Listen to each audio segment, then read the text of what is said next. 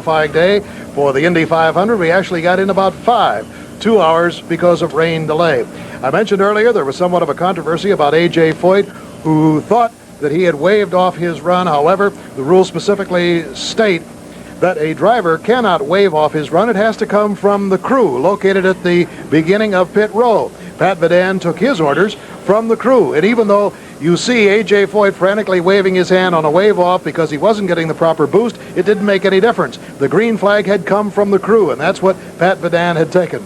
But to get a further explanation on it, let's join Chris Economaki. I'm here with Chief Steward Tom Binford. Tom, it's been a hectic first day of qualifying for everyone. The A.J. Foyt issue is still being talked about. What are the mechanics of that type of thing? How has a car started on its qualifying run? Well, the responsibility for starting a qualifying run is the crew chief of the car that's on the track. He waves a green flag, and we respond to that. If he doesn't wave a green flag, it's not an attempt. But if he does wave it, it is an attempt, and that's what happened with A.J. His crew waved the green flag, so it became an attempt. Pat Vidan followed that clue. We do not start them on the run. They start themselves. Well, A.J. said that he didn't have a radio, and maybe if he had, he could have told his crew not to do that. It's too bad.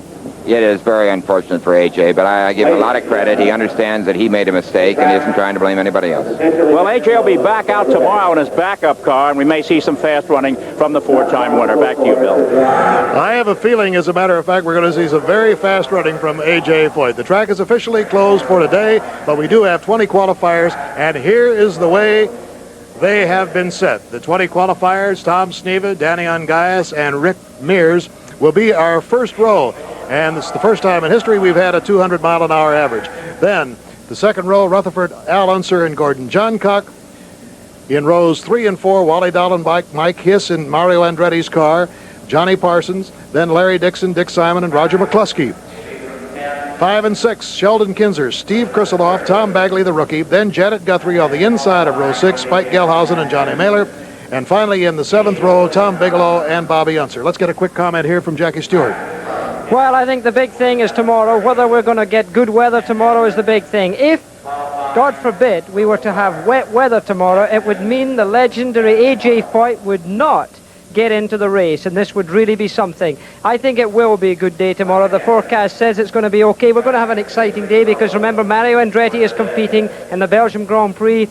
We'll have a report by satellite on that, and we'll be able to see everything here on ABC's Wide World of Sports tomorrow. Yes, it could be a most exciting day because, as we mentioned, there have to be 13 positions filled tomorrow for the 33-car field. Incidentally, don't forget, on the West Coast, the last hour of qualifying will be from 4:30 to 5:30 tomorrow.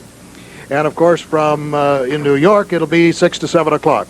Travel arrangements made through it, a promotional fee paid by United Airlines. United built the largest airline in the free world around you. This has been an ABC Sports presentation recognized around the world as the leader in sports television.